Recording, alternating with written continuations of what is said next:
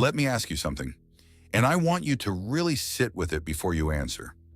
When was the last time you felt truly alive in what you were doing? Not productive, not busy, not caught up on things. Alive? I'm 80 years old, and I have watched so many good people, people full of intelligence, full of feeling, full of something worth giving to the world, spend their lives believing they were lazy. They weren't. Not one of them. They were undirected. And there is a world of difference between the two. A compass is not broken when it spins. It is searching for north. That's not a flaw. That's how a compass is supposed to work. You are not broken. You are searching. And today I want to talk to you about what it means to finally find your direction. Not through hustle, not through forcing yourself, but through understanding something most people never get told. The young man. I want to tell you about a young man I knew very well. He was 24 years old. He lived in a rented room above a hardware shop in a small city. He had a drawer full of half-started things, a journal with 3 entries, a correspondence course he'd enrolled in twice, a sketch of a carpentry project he'd been meaning to begin for 2 years. Every morning he woke up with intention, and every evening he went to sleep disappointed, not in others, in himself. His mother used to say quietly without unkindness, "Son, you have so much in you. Why won't it come out?" That young man was me, and the answer to my mother's question, the one I spent 30 years finding, was not what either of us expected. The problem was never that I had too little in me.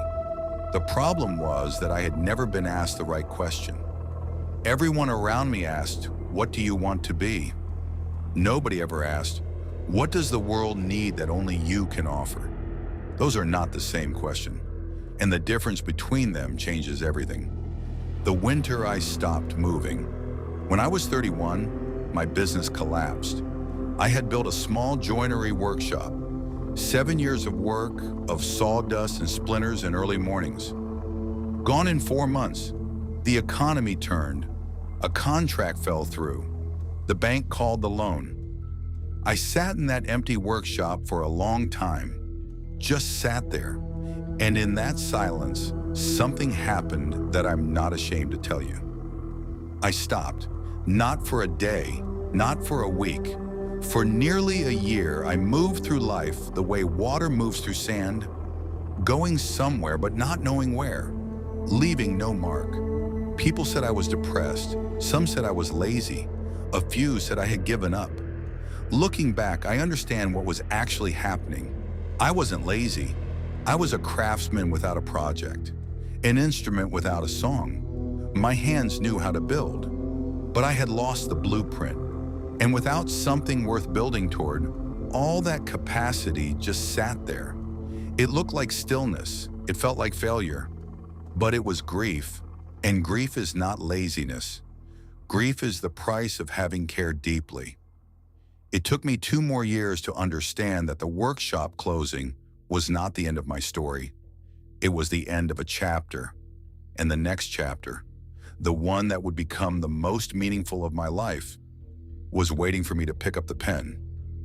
But I couldn't pick it up while I was still holding the ashes of the last one. Direction is not found, it is built. Here is something I wish someone had told me at 24, at 30, at 40. Direction is not a destination you discover. It is not a passion you find by searching hard enough. It is not a calling that arrives one morning like a letter through the door. Direction is something you build slowly, through action, not through waiting.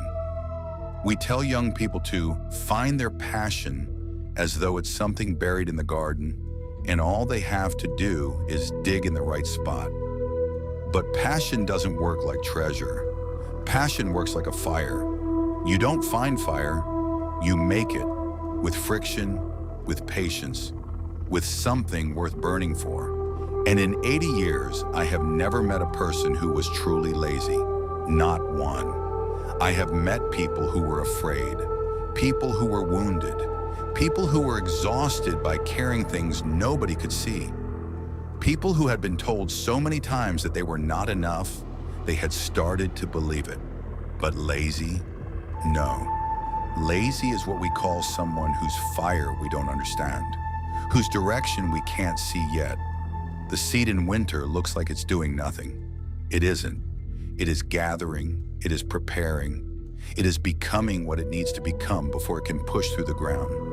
You are not lazy. You are a seed in winter, and winter does not last forever. So what do you do if you are not lazy but undirected? What then? Here are 5 things I've learned, not theories, things I've lived. Stop waiting to feel ready. In 50 years of building things, furniture, businesses, relationships, I never once began a project feeling ready. Not once. Readiness is not a feeling that arrives before action. It is a feeling that grows inside action. You do not wait until you are ready to learn to swim. You get into the water. That is what readiness means. Start something today, not tomorrow. Not when the season changes, not when the children are older, not when you feel more certain. Today, even something small, even something imperfect, a road cannot tell you where it goes until you walk on it. Follow curiosity, not passion. Passion is too loud, too demanding, too much to carry when you're still finding your footing. Curiosity is quieter. It just wants to know what's around the next corner. Ask yourself not, what am I passionate about? Ask, what do I find myself thinking about when no one is asking? That quiet pull, that small recurring itch. That's not random. That's your compass trying to find north. Follow it, even a little. See where it leads. Let your scars point the way. The things that have hurt you most in life are rarely random. I have noticed over 80 years that the wounds we carry tend to align with the contribution we were meant to make. The person who suffered alone often becomes the one who makes others feel less alone. The one who was never believed in often becomes the one who believes in others first. Your pain is not just your burden. It is, very often, your direction. Look at your scars, not with shame, with curiosity. Ask, what do they know that I don't yet? Build something small and finish it. When I lost the workshop, the thing that brought me back was not a grand vision. It was a single wooden box. A neighbor asked me to build a box for her letters. Simple thing, 4 sides, a lid, a small brass hinge. I built it over 3 evenings, and when I finished it, sanded it smooth, held it in my hands. Something returned to me that I thought was gone. Completion is medicine, not completion of something large, completion of something real. Find something small that matters. Start it, finish it. Let the feeling of having made something teach you what direction feels like. Tell someone what you are becoming. This one cost me years before I learned it. We keep our becoming private because we are afraid of being wrong, afraid of saying, I am heading this way, and then not getting there. But silence starves direction. It needs air. It needs witness. Speak your direction, even in a whisper. Even to one person. Saying it out loud is the first act of building it. Find one person who will not laugh. Tell them what you are moving toward. Let them hold it with you. That is not weakness. That is one of the oldest forms of courage. The moment that changes everything. I want to tell you something that I've only said to a handful of people in my life. For most of my younger years, I measured myself against what I had done, the jobs I'd held, the things I'd built, the markers that the world could see.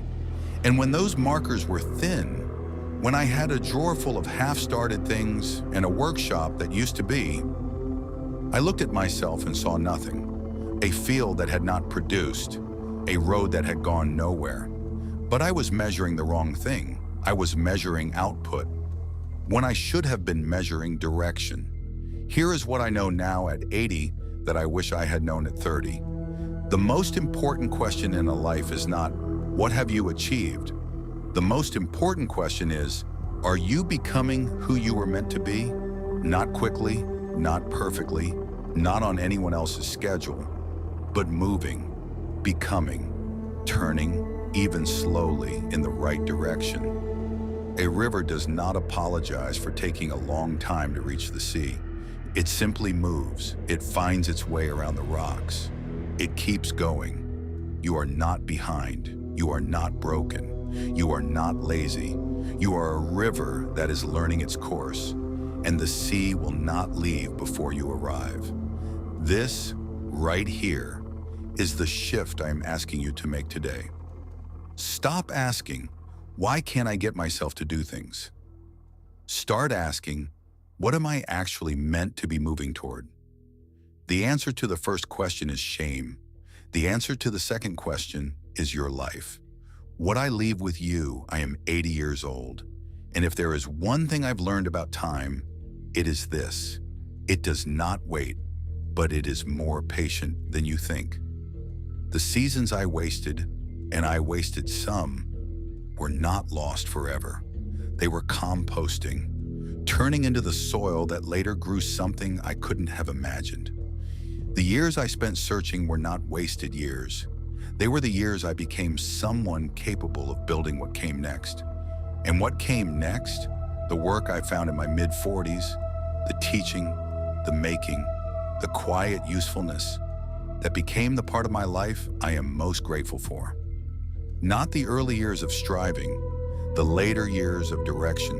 It is never too late to find your north. It is never too early to stop calling yourself lazy. So here is what I want to leave with you today. Not a plan, not a system, not a challenge. Just a question. Carry it with you. Think about it while you wash the dishes, while you walk, while you lie awake. If I stopped being afraid of wasting time, what would I begin? That question, lived with honestly, is worth more than 100 plans. You are not lazy. You never were. You were a compass spinning, and now slowly you are finding your north. Go gently, go truly, go with the whole of what you are. The road is yours, and it has been waiting for you. Unstoppable mind.